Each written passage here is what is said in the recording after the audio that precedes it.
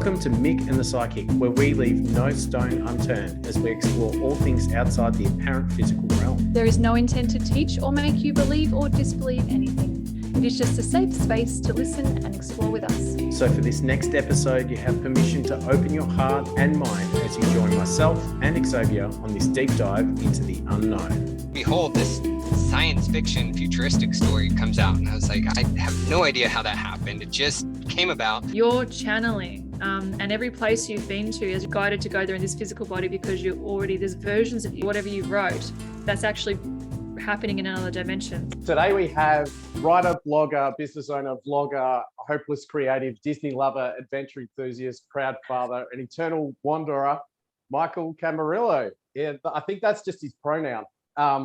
But Michael was born in California, raised in Texas, but he's still striving to be a citizen of the world, which is going to be a bit easier now that COVID's done. He has degrees in both archaeology, architectural studies, and currently pursuing a master's in international relations. When he's not winning awards for the professional papers he's written, #overachiever, he's working on a series of non-fiction travel books and a children's book series as well. He offers professional writing skills to book proofing, to content writing. His debut novel, which is in the background at the moment, Keeper 829, it's a fictional book, hopefully fictional, into a not too distant future where it questions whether humans are worth saving or not, and who the real enemies are.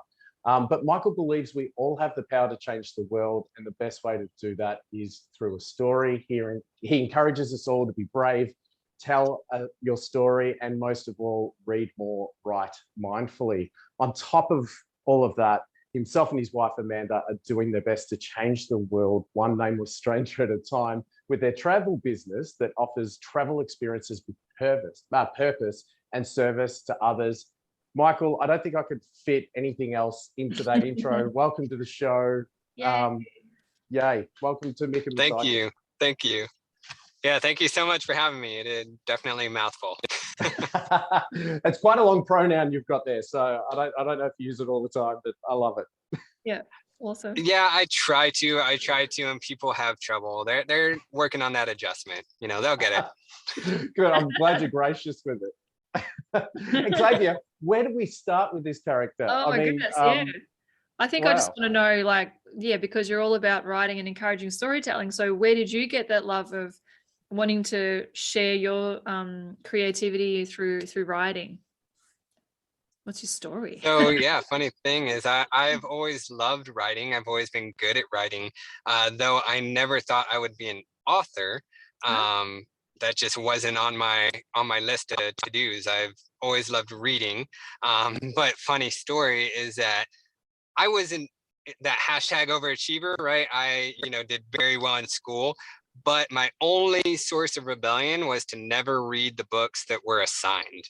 I ultimately always went back and read them, but I just wouldn't read it when I had to. So in terms of finally going from that to being a writer, I think it was really just the personal experiences I had. I went through a major transition in my life, professionally and personally at the same time. And I started writing as a coping mechanism. And ultimately the story kind of just fell out. And I realized it was extremely cathartic, and it was helpful with my, my mental growth. And I've just embraced it. It's become a part of me now.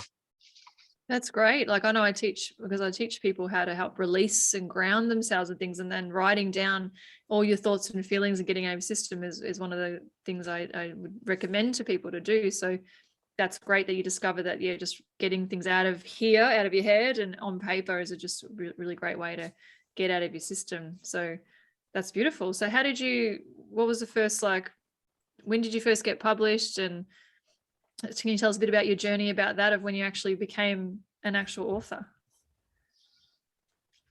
Yeah, so I started writing the first time I put pen to paper for Keeper 829, that's behind me right now.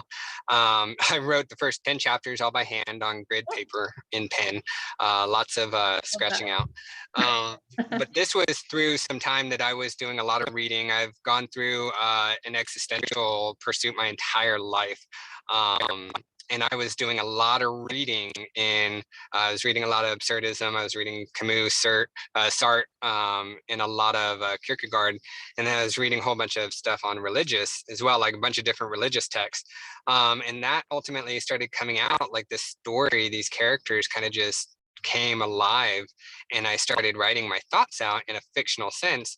Ultimately, that story was very reminiscent of my personal experiences and the travails I was going through. So there's significance throughout the book that's personally significant to me. And there are characters that, you know, mirror some of the people in my life that if you read the story and you don't know me, you're not going to know it. Even if you know me, like, you probably won't know those personal details. But if you're intimately involved in it and you understand it, you will know, hey, this is who you were talking about. This is the situation you're talking about. But yeah, so there are some very serious and contentious issues in the book that I bring up, some experiences I had. So like I said, it was cathartic, and it helped me, you know, kind of release and find this sense of acceptance. And then for becoming a published author, you know, I finished the book in about 2 years, and then it took a while to figure out like if I needed an editor and rewrites and all that stuff. Meanwhile, I started the travel business, and I realized, hey, I'm going to write this travel book to kind of help gain an audience, right? So my fictional book, this passion project, was in the process, and then I published a nonfiction educational and service-oriented book about San Antonio in September of 2021, I think it was. Yeah, so that beat my fiction book to the punch by about 4 months. So Keeper 829 finally got published on December 31st of 2021. And that was because it was a gift to my wife, who her birthday is, that is why it's Keeper 829. And then I self-published it on our anniversary, which is December 31st. So yeah. Wow, so significant with Love it. even the numbers and everything. Yeah. That's fantastic. Yeah. It's told in the future, obviously, for this book. And you know, a really good way to predict the future is to look back at the past, right? So you're studying archaeology. Is that being part of how you do your storytelling, looking at some of the digging stuff up and stuff from the past? Definitely. Absolutely. So I intended, one of my favorite writers is Anne Rice, the late Anne Rice, and I absolutely loved her scene setting and the way she could convey these, you know, these places to a reader and make it so vivid and so apparent that you will go there. Like, if you know Anne Rice, she writes about New Orleans. And when I was in New Orleans last year, I'm like, I can see these balconies. I know exactly where she's talking about, you know? And I was like, I want to be able to write like that. And I travel all over the world. I've been to 27 countries by myself, so I've seen a lot. And, you know, I decided that I think I just went off on a side, and I kind of lost where I was going. So I'm sorry. What was that question? No, it's about digging up the past to kind of write about the future. Oh, like, digging up the past. Was there that? you go. Yeah. That's where it was. Yeah. I lost it. That's where it was going. Okay, so yeah, so I intended the Anne Rice thing was because she writes kind of historical fiction, and that's what I wanted to write because I'm a huge history buff, and I studied archaeology during, you know, from the Hellenistic era to the Roman Empire, and my primary area of focus was Augustus, the first emperor of Rome.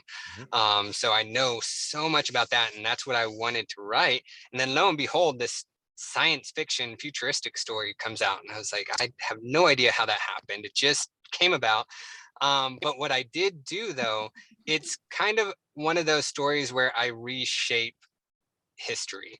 So my character, the Keeper, is a extraterrestrial being who has been here on Earth since the dawn of humanity, and this extraterrestrial civilization has been essentially growing an intelligent species for a nefarious purpose, right? So they have intervened with our history throughout our life, throughout our existence. So the way I convey that through my storytelling is she has these memory crashes, these flashbacks of events that happened in the past, where she's trying to piece together, kind of like she's going through amnesia. She's trying to piece together her purpose by looking back in the past. So I rewrite experiences, rewrite these historic moments. So I talk about Martin Luther and his 95 Theses. I write about, the burning of the Library of Alexandria. And I did I did tons of research, and I actually talk about, the feel, the weather, the smells, and everything that's happening in those moments. So I still got in that historical component by the flashbacks. And you're bringing in like the description of the balconies. You're bringing in those descriptions as well, so you can feel that historical time, to feel the emotion of it, not just read about it and go, oh, this happened. Exactly. Yeah. Wow. Xavier had her hand up. Sorry, you go. Oh, go ahead. Sorry. Oh. No, I've talked about this on a couple different other shows where I was like, every place in Keeper 829 is a place that I have been personally. Mm-hmm. Oh, So good. every place I mention is one that I can go back in my memory bank, and I know exactly the time, place, who was with me, what I was feeling in that moment that I was standing on that street in front of that tower, in front of whatever it is. And that's what I was using to paint those pictures. Amazing. I'm channeling a whole bunch of stuff, and I don't usually do this much, like in the podcast, but I'm just flipping out all the stuff. I think it's that way. Right. She's in. Yeah, go. Okay. All right. So I don't know how spiritually open-minded are you, Michael number 2, Michael C. Very. All right. Very, cool. very open-minded. All right, good. I just wanted to check in where you are. So what I'll make sure every time you're talking, because I haven't read the book yet, and now I really, really, really want to, because so for the people, anyone listening, we're on Earth, but there's multiple dimensions and levels of every the whole world, right? So yeah, so what I'm being shown, I'm just trying to figure out how to articulate it, is because I haven't read it, but it sounds a bit like scary in a way, like from what I'm imagining the book is about. So this is an alternate dimension, not the one we're currently in, that we are experiencing now, that we're aware of, but this is another dimension that is happening and is possibly happening already, because it's no such thing as time. So you're channeling, and every place you've been to, as you said, that all the different countries you've been to, they've shown me that you've been there, you've guided to go there in this physical body, because you're already, there's versions of you. This is how many versions you're actually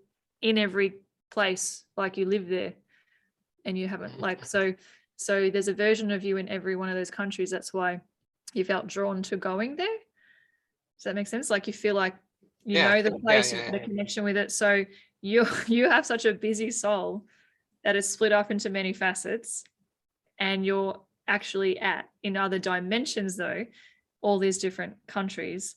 And so you had to imprint. So when you have your travels, it's all for these kind of books, so we can help open the minds. You can help open the minds of so many other people. I feel like I'm confusing everybody. So you had to go to the countries to connect with the other versions of yourself, even though it's in another dimension. And that knowledge has helped you tap in. So when you're writing, there's experiences for the book and everything, you're actually channeling. So whatever you wrote, that's actually happening in another dimension. It's like, I don't think your book is fictional, is what I'm saying. It's just on another level. Oh, wow. Right. Yeah. But I don't know anything about it. I don't want to go to that dimension. Oh, I know. No, I got a feeling you I don't want to go to that dimension. Yeah, because of the, like you're saying, the it's like, what was it, a being that's like, it's not good reasons that they're here, and yeah, so it's just another level, and that actually is happening. Because I was shown many years ago when I first started doing this, that there was, and I don't know how accurate this is, but hey, I trust everything on channel. There's 9 versions of Earth, for example, and we're like I can't remember now, I think it was like 4 or 5, and 1 being like the really most horrible version of Earth, and then number 9 being amazing, like utopia, like the Garden of Eden kind of thing. And that's including all the lessons and things we've been through and all that kind of stuff. So if we're 4 or 5 on this world, imagine how amazing 9 is. And imagine, I don't know, I feel like Keeper 829 is like 1 or 2. I don't know what it's about, but that kind of stuff. Yeah, so that's the whole vibe I'm getting. So I'm just blown away by what I was just like, it feels really important that I was meant to get that. So does that make sense Yeah. to you? Does Yeah, that that's resonate amazing. anyway? That's amazing. I mean, that definitely blows my mind, and I can't wait to talk to my wife about that. I mean, Good. I have the funny thing is while I'm working on this project, so this is book 1 of a 4-book series. I already know where it's going, and I've written book 2. It's with my editor. Rewrites will be done by the end of the summer, and I'm hoping to publish it this fall. And that book is called Warder 516. So Warder, WARDER 516. Yeah, so warders are other characters that you'll meet in Keeper 829, and you'll understand that when you read the book. But yeah, I know the titles of the book 3, book 4. I know where it's going, and I started writing book 3, and I know how it's going to end. And that all happened, that transpired on a conversation that I had with my wife on a 4-hour drive up to her graduation ceremony from one of her degree programs, her master's degree programs. And we talked about it. And after 4 hours, we decided this is where it's going. This is how I'm going to end it. And this is now I got to figure out how to do it. And it's funny, I bring that up because you're talking about how these are all experiences that I'm channeling. And it's like, how did I already know where it's going and how I want it to happen? So the funny thing is, though, Warder 516 takes us off planet. So is there a version of me on Mars? Would be. I don't know. Sure. Yeah. It's like it feels like it's everything you already know, and you're just tuning into your higher self who knows everything, and that's what it's showing me. So I didn't mean to hijack your interview, but it feels really important to share. So you have a different. Oh, I love conversations like this. Yeah. So you can just look at it from a whole different perspective now too.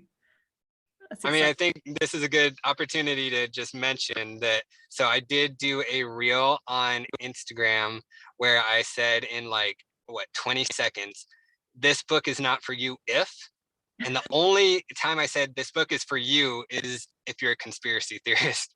Because I was like, if you're ultra religious, if you're ultra political on either end of the spectrum, like ultra liberal or ultra conservative, like you might not, you need to realize this book is fiction. Because I know I'm gonna, some people may be upset because my keepers, so I'm not going to give you it's kind of a spoiler, but you'll need to read it to understand. But the keepers created religion. So that gives me the there's book here. Yeah. So yeah. Well, I love the fact that so now you're thinking, how am I going to get to this, in book 3? Like, I know how it's going to end. I've got to work out how to get it. Don't worry about it anymore. You don't have to work that out. Because it's non-fiction. What you have to work out is whether or not you're okay being an imposter, being a fiction writer, if it's non-fiction. That's the only thing I think you have to accept. I mean, I think you're outing me right now. So I think so. I think I've worked it. I'll have to add that to my pronoun. I'll have to add that to your pronoun. And maybe you're doing interdimensional archaeology. Maybe it's more that. There you go. Yeah. There you go. Do you know what I Creating thought? a new field.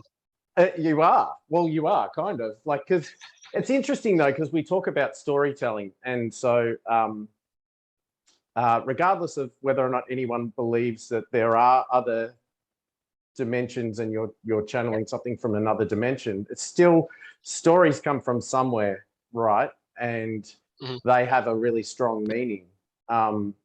So with storytelling, sure, if this is a real story from another dimension, or it's coming from somewhere, do you feel like when you're writing the stories that it's got such an important message that you have to get out and spread? I mean, if you're doing 3 books, clearly there's something in there that has to get out. What's some of the important messages you think these books have for people? Yeah, so there's a lot. I touch on religion, I touch on politics, I touch on a lot of social issues.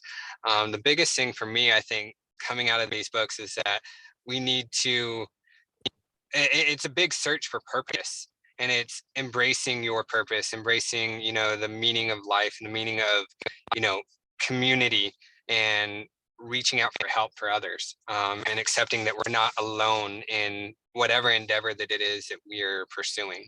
And that's something that my protagonist is having to learn as she goes through some of these experiences. So she's set here and she's having abandonment issues because her makers have been out of contact with her for millennia.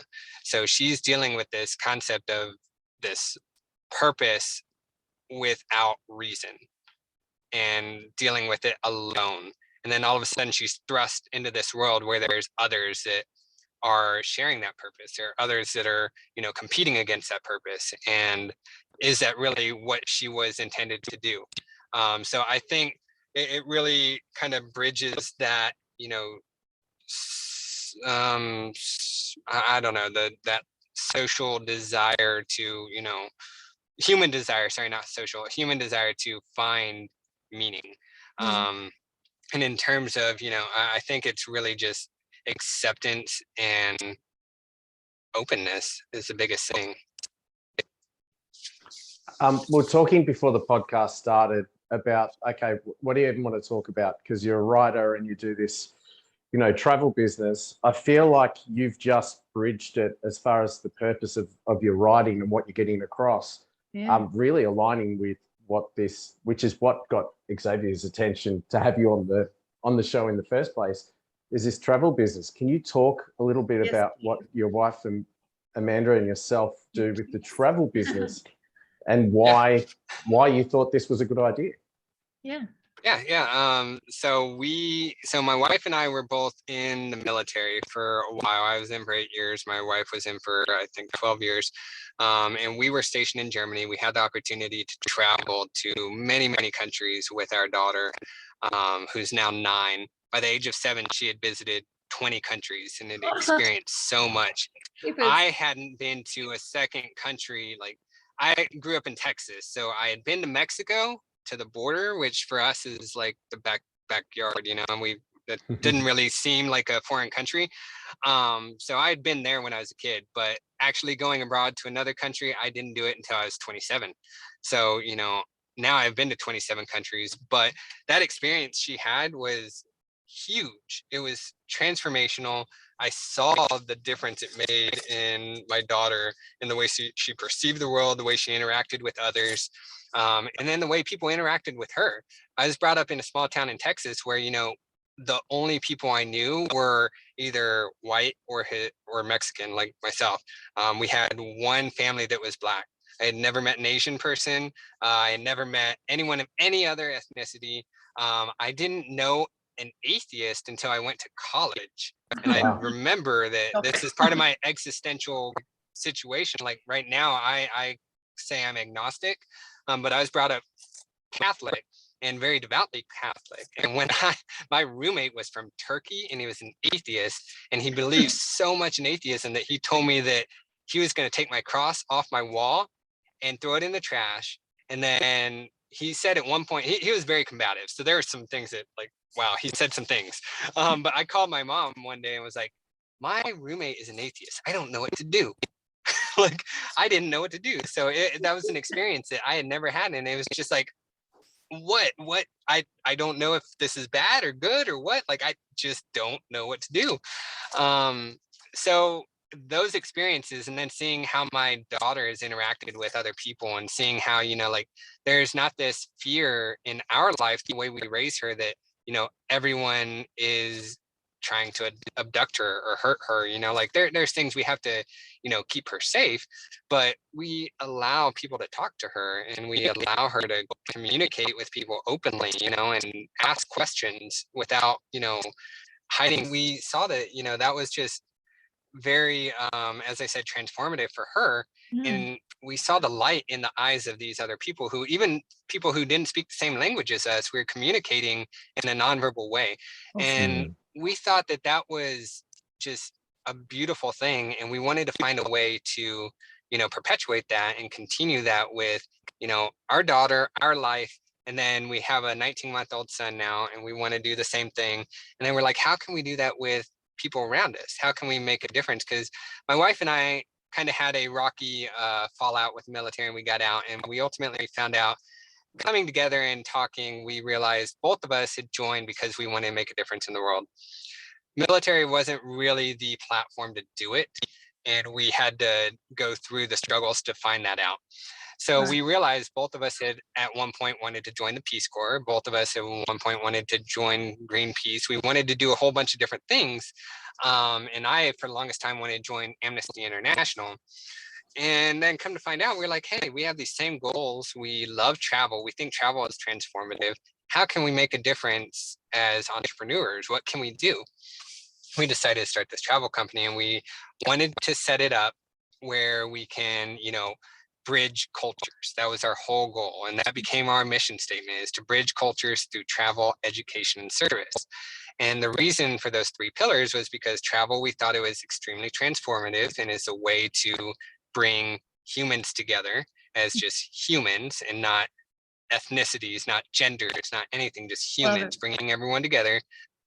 Education is vital because it brings awareness, and we cannot inspire change. We cannot incite change without awareness. And that story I told you about not knowing what to do with an atheist, there was no way for me to ever be accepting or inclusive when I didn't even know what an atheist was, so we need that education. We need awareness. We need to know that there's more to a culture than the bad that the news shows, so that education is vital. And then service is all inclusive. So it's giving back in any way you can. And we're trying to help people find a way to travel. Is a behavior that's never going to change. People travel. So we're not telling people, hey, forget your local community and go out and volunteer somewhere else. We're saying, no, if you're going to travel, be mindful and think about how you can make a difference. So that doesn't mean you have to go work for Habitat for Humanity and go build a school. It doesn't mean you have to donate thousands and thousands of dollars. No, it means you can minimize your waste when you go. You offsets when you fly. You can go find a humane society and go, pet animals in a different country for a couple hours. You could go clean up a park. You can clean up graffiti. You can do anything, just a couple hours out of your however long your trip is. Another thing we do is we find local areas that accept donations. So we were in Portland last year, I believe. And with COVID, there was no way to really volunteer, and we weren't there for very long. But there was the Native American Youth and Family Center accepts donations for the people that they help, right? So we went on the list, and we found they accepted diapers, they accepted all this different stuff. And we just went to the store, bought a whole bunch, went and took it in. So things like that. We did that at a animal sanctuary in Florida as well, where we just donated water bottles and paper towels because they needed that. But yeah, so things like that is, service can be, it can mean anything, it's whatever you want, but it's just giving back in a way that you are, not hindering the places that you're traveling, understanding that we have an impact everywhere we go, whether it's positive or negative, that's up to us. So that's a long form version answering your question. Love it. And it doesn't have to be, as you said, like some grand gesture. It can just be while you're there, just trying not to just take, just give a bit as well. And that's lovely. Yeah, that's amazing. And you think I don't want to go on too long, but I did want to mention this because you brought up the nameless stranger thing at the beginning, right? Yes. How I said that I want to change the world one nameless stranger at a time. Yeah, what's so up? There's a blog post. My second blog post on my travel blog talks about the experience. But it's another experience similar to the atheist story I told you about. The first time I was in France, I went from London to France, and I got to France on a train late at night. It was probably 11 o'clock at night, and I was going to stay at a hotel near Disneyland Paris, right? But I had to change trains in Paris. And I get there super late at night, and I was trying my best to learn at least the bare minimum French I could just to get myself where I was going. I was like, I don't want to be the ugly American. Please, I do not want to be the ugly American. I'm going to try so hard. And I get there and I'm overwhelmed. It looks like a horror story. Like I think it was just because my anxiety and I was freaking out and it was late at night, but everything looked dark and bleak. I see the blue signs all in French, just people everywhere at 11 o'clock at night. And I'm like, oh my gosh, I don't know what to do. I can't find my way. Like I'm having a panic attack. And I finally just like, English. I like just start saying English. And I'm just like, oh, I became exactly what I didn't want to be. I was like, oh my gosh, it was horrible. So embarrassing. But this attendant comes up to me and very, very deep French accent, barely speaks English, but he starts trying to communicate with me. And I'm like apologizing. I'm trying to figure out where to go. And he directs me where I need to go in broken English, mostly French, but kind of hand gestures, communicates. And he gave me a couple, I don't remember them now, but he gave me a couple like phrases to help me on my way so I didn't have that situation when I got where I was going. And I never caught his name. I didn't catch his name. I don't know who he was, but he showed me this unbelievable grace in a moment that I was like literally what I didn't want to be, what the whole country despises most Americans for being. And I couldn't help it because I was freaking out. But this nameless stranger just like showed me this humanity that I probably didn't deserve in the moment. And it was life-changing for me. And I was like, I want to give that forward. I want to pay that forward, you know, as much as I can the rest of my life. And I had the opportunity again in France to actually pay that forward once when I was at a rest stop and a lady was looking for help because something was wrong with her car. And she couldn't, I think she spoke, she didn't speak French. I think she spoke like Czech, and no one could speak with her.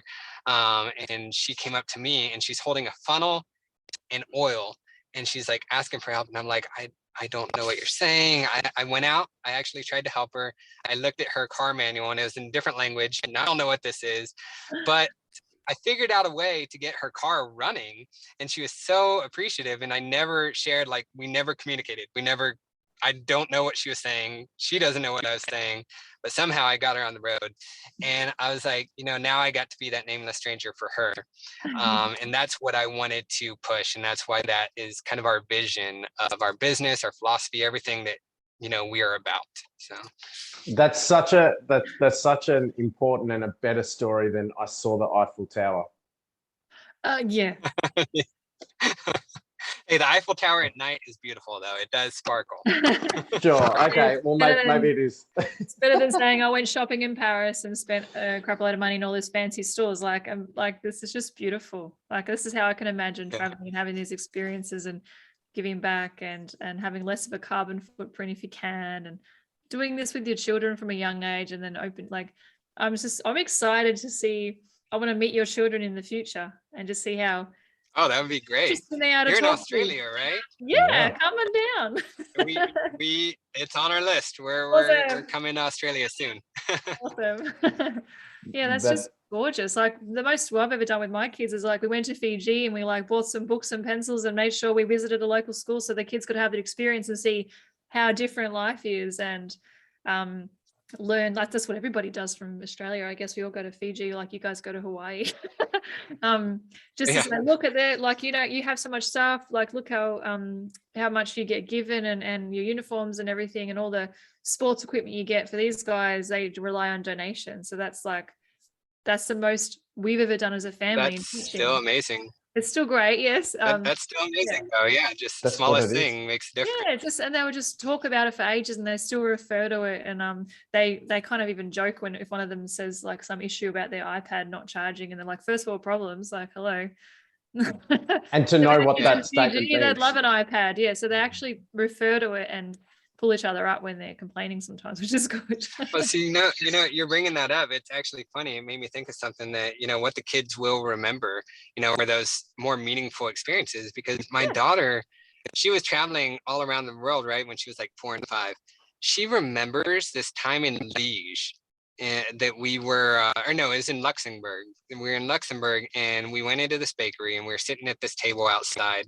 And a lady was speaking French and invited her over to come draw with her. Oh. So she was sitting there drawing with this lady and they couldn't communicate. My daughter remembers this, right? Last night, she's asking, where's the Mona Lisa? Like, we have pictures with you. You were literally standing there next to the Mona Lisa. She has no idea where the Mona Lisa is. And she is she's very smart for her age, but she could not remember where the Mona Lisa is. Yet she can remember that this nice French lady was drawing this thing. She knows what the lady was drawing and knows what she used to draw. Like, she can retell that experience. It was like, you were even a year younger than you were when you saw the Mona Lisa. So it's insane. It's crazy. I dare say that's a more important memory of that sharing and caring and love and connection with a stranger is more important to remember than a famous painting wall that everybody goes and sees. Like that's great. And often people I know, they think, well, what's the point of traveling with your children overseas when they're so young? They're not going to remember stuff. But they're learning so much on a deeper level that they can access when needed to in their life. Reiterated that for me, like that's really important. It's a wonderful thing to be able to offer people and families. I know that even with doing humanitarian aid sometimes, so you can look at having the intention of just giving, and you can go there and it can feel like, I don't know if I made much impact, but I do know that I put a lot of people out of their way that are in need of help while I was there. It's hard to just do the right thing when that's your whole intention. And obviously a lot of that is about understanding the situation and education and a whole lot of things around it. What you're doing, what you're setting up is a way that ensuring that when you do travel, there are things that you can do that will actually be helpful and not just make you feel better about, being privileged. Do you know what I mean? You can do a Facebook post about it and go look exactly like to actually do something real where you come back and you go, oh, that was really important, rather than I feel a bit dirtier that I tried to do the right thing and probably made it worse. So it's a lot of responsibility, I guess, but what a great service as well to be able to help families do that properly. It must take a lot of research for you guys to do though, to look into stuff, to work out what's actually good and what's just a token, tick the box. I helped a couple of children in an orphanage and you probably didn't.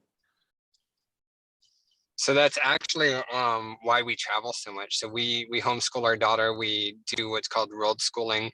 And we're getting to the point that we're about to go nomadic soon. So right now we're in Mexico. We're going to be here for 39 days. We're traveling down to Oaxaca, where we're going to stay for 33 days nonstop, where we're just staying there, living there, working there, immersing in the community. And we may extend it through the summer. We didn't plan on it, but we were just talking yesterday that, hey, why don't we just stay for another month? So we might do that. Who knows? But next summer is when we're planning on going fully nomadic, and we're going to work our way down Central America, all the way down South America, and we're planning on staying in every country that we can for the extent of a visa. So like 90 days. And our goal is to make as many connections as we can and actually have those face-to-face meetings and meet people that will be able to advise us on what is needed and how we can make a difference. We have actually gone through a major transformation. We initially planned on Novel Excursion travel, our business being our primary source of income. Right now, that was supposed to be our primary source of income and ultimately lead into creating a nonprofit organization, right? Where we're self-funded. We've realized that, we like the travel stuff, but I don't know if that's really what we want to focus like our livelihood on. So that's why I'm really pushing my writing and my help with authors and proofreading and all those different sources of income.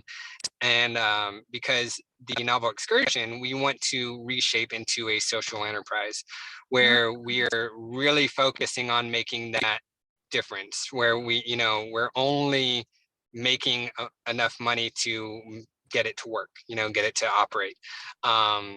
And the way we're doing that is, like I said, making those connections. So we have a family in Tanzania right now who is looking for orphanages that will accept traveling families with kids, because that's the hardest thing, is to have volunteer opportunities to accept kids. So we're trying to find people and meet people that are invested in social projects and making a difference in their community and saying, hey, this is where you can come and help. instead of coming in and saying, I'm going to jump on this volunteer opportunity, like you said, and, you know, force myself in there. We want to only go where we're needed. And what we're trying to start is we're running what's called a World Schooling Pop-Up in conjunction with another company called the World Schooling Pop-Up Hub in Oaxaca at the end of June. We're going to be running this event where we're going to immerse them in the community and then volunteer. So we're going to have volunteer opportunities that allow everyone to participate. So that's what we're hoping to do every place we go. We're in the, you know, ground stages, you know, trying to get it up and going and running. But ultimately, that's where we plan on heading. So. That's amazing. Like knowing that you're actually going to these places and you're connecting with people, and then you can have, you know, update your website, or is it a blog? Exactly the kind of people say, yeah, if you go there, say hi to Jerry at blah, blah, blah, connect with them before you try. Like, that's just amazing, because I know I've read things not like this, but other people that are meant to be like experts, so they know their stuff and they haven't even been there or done that themselves. So it's really refreshing. You really know. And we'd love you to come to Australia to do some research here and homework here of what it's like. I would love to. We've looked up a bunch of different like organic farming in Australia. Yes, yep. Yeah, a lot of those. But yeah, we would love to come out there. Beautiful. So you may end up in a place called Byron Bay and never leave. So just be really careful when you come here that you stay nomadic. I'm going there for my honeymoon. I'm so excited. You are? Northern New South Wales, you're going to end up stuck there for a while. There's some pretty good forward-thinking people up there. But there's a lot of work that can be done with Indigenous communities as well. So people traveling where, definitely. You know, you could come along and end up being involved in things that don't necessarily help those Indigenous communities. So it's about going to the right places and working out what's actually helpful here and what isn't. So that's fantastic, because people take advantage of people, and particularly with their artwork. So finding out which ones are actually, you know, the money and the time goes into the community, and which one goes into someone just exploiting them, which happens, obviously, you would know, Michael, across the world. And the only way to know would be by actually being there and seeing the community and talking to people. Can't do it online. Yes. So no, it's very hard. Yeah, it's impossible. There'd be some great people in Australia even now listening, or any country listening, that would have connections to real ways of helping, especially Indigenous. I'm thinking of so many people I know that would be able to hook you up with real ways that you can actually help, which is fantastic. So how do people like, if I wanted to go on a holiday with my family overseas and I'm allowed to travel, would you have information on that now, or is it working on it in some other countries? Or I know I could definitely come to America and figure out some ways that we could contribute while we're there, ethically and properly. Other countries, is it like you look up, how does it work? Do you look up stuff? Do they contact you? How does it work on your website? Yeah, so on my website, I have different offerings, different travel planning. What would you call it? And packages is a bad word because it's not a package, but it's an option or service, whatever, however you describe it. Service. But so you can go on there and you'll find, you know, what each service offers, how in depth the planning goes. But depending on what you want, so you'll contact me. We'll have a initial consultation. I'll get to know you.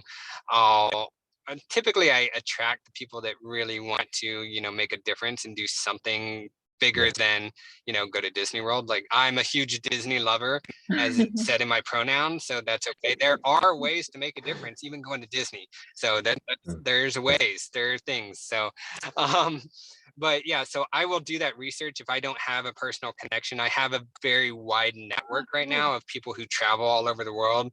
So even if I don't reach out, I'll reach out and see if anyone does. And if they don't, typically people have good resources that I can look up, and I can do the research, do the legwork, and find something that is suitable for, you know, your needs of what you would want. I go as far as booking. I can do all the booking for you if you need, or a lot of people that I work with tend to just like my itinerary planning and my support. And then they'll do their own booking. I'll give them the information they need, and then they'll do it themselves. And then I'll support them along the way while they're on their trip. So they can contact me at any time, and I'll, you know, help them along. But that's really the way it works. I also have right now I'm trying to build out a bunch of products called travel guides, where I'm writing out a like 5-day itinerary for different places that will list out good educational opportunities, good service opportunities, and then history and of the cultures around. So here's a recommended what you should do with your time on these days for these 5 days, and here's where you can give back and how you can, purchase locally and, make, a better impact on the community that you're going into. So Love that. That's the and travel those guide with the products are different. available on my website. So yeah. Oh, fantastic. Just conscious travel. So many people are going to be interested in conscious travel even more now as well, Yeah. considering that we've all been locked down at some stage, no matter what country you're from, and not being able to go out. Now it's like, I don't want to just travel, I want it to count. So I think this is like perfect timing for people that want to be a bit more socially aware about not just their footprint when they travel, but what am I teaching my kids? Or even what am I teaching myself, even if you don't have kids? Like, this is an amazing service. This is fantastic. And awesome that it comes from potentially your insight into what's happening on other dimensions. And it's kind of like instead of first world problems, maybe it's like we're complaining because we've got fourth planet problems. It's like, fourth planet problems. You should see this dimension. Had some confirmation that your work is channeling from other dimensions now. You can blame it on the psychic that you met on the podcast. So that's right. You can add it to Yes, I'm going to put that on my website tonight. Awesome. You know what? It's channeling other dimensions. It's potentially got some legs. Xavier, I thought you were going to talk about a past life that Mike. So Xavier actually, one of her little superpowers is channeling past lives. And I thought with all the Hellenic studies and things, I'm like, Xavier's going to say one of your past lives as a Greek during those times. Well, that's what I think. I think it's developing bigger than that, culture, because these lives, it's instead of a separate life, it's more like they are your lives. You do have soul parts of you in other bodies, but they feel like they're in other dimensions. So when I don't know if you'd resonate with, like, if you feel like when you've been in other certain countries, sometimes it just feels like the surreal. You might just have the wind blows all of a sudden, you just feel like you're connecting with something, but I feel like you would have brushed past yourself, looking the same, but not even realize, but it's another dimension. Like, we talk about during Halloween, like the veil is thinner and you can see more. So it's just picking up on that vibe. Like you would just have these connections, like you're actually there as well, but it's just it feels a bit like, oh my God, now I'm thinking I'm going to channel my inner movie buff. Doctor Strange. Yes. Yes. Like that, where you're in another dimension, and he goes to the other dimensions to see the versions of him, and they're different. They're going through some different stuff. That's what it feels like for real. For you, that's what you do. That's what you've done. Something my wife and I talk about is that, we are the universe. So something my wife said to me when I was really going through, rough time in my life, and I was trying to, find this purpose for myself. And she told me once, "You are the universe." And I was like, I don't know what you're talking about. Well, ultimately, this has become kind of our mantra, and we, realize that, we are all atoms, right? And when we die, our atoms it's mass. It continues. Mass can neither be created nor destroyed, So the beauty in that is that, whatever you believe in an afterlife, whether there's one or not, we like to tell each other that, we are going to be together for all eternity, because we are atoms. We are always together. We are always connected, and all of us are connected. And you can think of it, we thought about this when we were talking about acceptance and accepting everyone, and this huge problem with intolerance. I have a channel called Story Unfolding, where I'm trying to bring people in that are talking about, so that's another thing I do. I just started a YouTube channel where I'm trying to bring people on that are talking about, how their writing or work or whatever influences change the human story unfolding. And we were talking about how, how can we inspire people, and how can we teach people to be more tolerant and understand that people are a outward expression of their experiences, and things that happen to us really make a big difference on how we perceive the world and who we are and what we do. And we have to, accept that people are flawed, people make mistakes, people, even murderers deserve compassion as just, an entity, right? They maybe, not saying that that's okay by any means, but we all deserve some sort of compassion and understanding, and that's because we're all connected. And one thing we were talking about was that if we are all atoms, all of us have the same chance to have equal parts Gandhi and equal parts Hitler in us. We share atoms with everyone, everything that has ever been, everything that ever will. And it's just it's kind of a harrowing and humbling and kind of beautiful concept just to, think about. And it really shapes the way we, see the world and how we, just raise our children. So that's so beautiful. I love that. I try to live my life that I love everyone, even the murderers. And it sounds really weird to some people. So I know you get what I'm saying when I say that too, because we're energy, we're atoms. And so we never die. That's impossible. You can't kill energy. So we just take a suit of clothes off and we're back to, floating around, and then we pick another suit of clothes to put on for the next life. That's how I see it anyway. I love it. Yeah. Cool. Amazing. I love it. I That's love so this incredible. conversation. This is great. Yeah. I can't wait for your next book as well. I haven't even read Keeper 829 yet, but I think a lot of people that are listening are going to be like, okay, this is cool because this is fiction, talking marks. I'm going to write one of those books. Yeah, this will be really interesting to see what's happening, it's quite potentially from another dimension. But the fact that you've got a few books in the bag coming up, that's actually really exciting. And the fact that your life somehow believes that this is a thing. So what am I doing while I'm here? It's almost like you are a traveler. You are on holidays while you're here, no matter what country you're in. So you're working on your footprint while you're here. Maybe I'm a keeper and I just don't even know it yet. I don't know. Oh wow. Okay. No, leave that for all your fans to get together with blogs, working out the background of what's going on after they've read all 9 of your books that you've got coming out. This is my big coming out right now. I'm telling you that I'm here on Earth. I come in peace. Well, it feels like this version of you with your traveling and the mindfulness and less carbon footprint and all that wonderful stuff is helping to make up for this other dimension of shit going on that you're writing about. So awesome. Good job. Really awesome. Well, I've loved this. Has been really, really great, and I'm really appreciative, Michael. The 2 Michaels. I'm not going to confuse myself. Thank you so much, Michael, for sharing. Have you got any parting words? Anything you would like to share before we leave today? No, my book's available on Amazon. I have a website, michaelcamarillobooks.com for all things writing, novelexcursion.com for all things travel.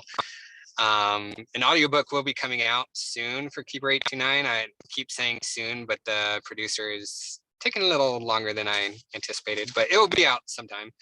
Like I said, Water 516 is going to be coming out this year. And then book 3 is going to be called LIDA, LIDA 127. So you were the first to hear it publicly what book 3 is going to be called. Yeah, so you were the first. I have not publicly put that out yet. So here it is. But no, I mean, I think that the biggest thing I would just like to say though, beyond all that, is just, every one of you can make a difference. It's the smallest act that, matters. And when all those small acts come together, it's that quote, I don't even know who it's by, but all those small acts come together, we make a big change. A quote that's very important to me personally, that my wife shared with me when I was going through this, personal growth experience, was by Maya Angelou. And it was, I did then what I knew how to do. And now that I know better, I do better. Yes. And that is really that is my identity now, because I am flawed. I have made mistakes. I have, done things I'm not proud of, but I have grown. I know now, and I do better now. And I encourage everyone to embrace that, because you are going to do things that you may be ashamed of. You are going to make mistakes, but you can always grow. You can always learn and just continue to move forward. Love it. Beautiful. And it's really important to have compassion for yourself, to be Yes. able to have compassion for others. So that's such an important lesson. Also, your YouTube channel as well. That Oh you've yeah, just started. we're going to add all these links into the description. We'll put the link in, but what's the YouTube channel? Yeah, so I have a Novel Excursion travel channel where I post a bunch of travel videos, and I'm about to start doing travel interviews. I don't know, I'm probably going to change the name, but right now you can find it under Novel Excursion Travel. The one I was talking about earlier, it's called Story Unfolding. So you can go search for it there, and yeah, you'll find it. I have 5 interviews up right now, and if you guys want to come on the channel, you're more than welcome. Just let me know. If we suit, awesome. Well, you're the author, Xavier, so you definitely jump on there. That's good. No worries. Awesome. I love that. And your wife sounds like a very, very smart woman. Give her a big hug for us and your gorgeous kids. I will. Because we just love your whole family. It's amazing. Yeah, so thank you so much. That was super fun. Yeah, we love chatting with you. We never know where these conversations are going to go. And now I know exactly why we were like guided to have you on our show. That was a bit of an important podcast. So thank you so much for sharing and for all the wonderful work you do. Absolutely. Thank you so much. Thank you. That's it for another episode, but that doesn't have to be the end of the conversation. Feel free to leave your comments on our YouTube channel, or for those podcast listeners, you can email us at mickandthepsychic@gmail.com to leave your feedback or questions. I'm a certified hypnotherapist and timeline regression therapist. If you wish to contact me to explore the source of an issue you're facing, just book a session at hearnhypnosis.com.au and include the promo code MATP for 10% off. You can contact me on Insta and Facebook at hearnhypnosis. Check out my website at optimisticxavier.com.au if you feel you'd like to connect with me as a psychic medium, spiritual mentor, or intuitive coach. Include the promo code MATP for 10% discount. You can also find me on Insta, LinkedIn, and Facebook. We look forward to connecting with you again next time as we attempt to leave no stone unturned. Bye. All right, cool. I reckon that should be okay. Yep.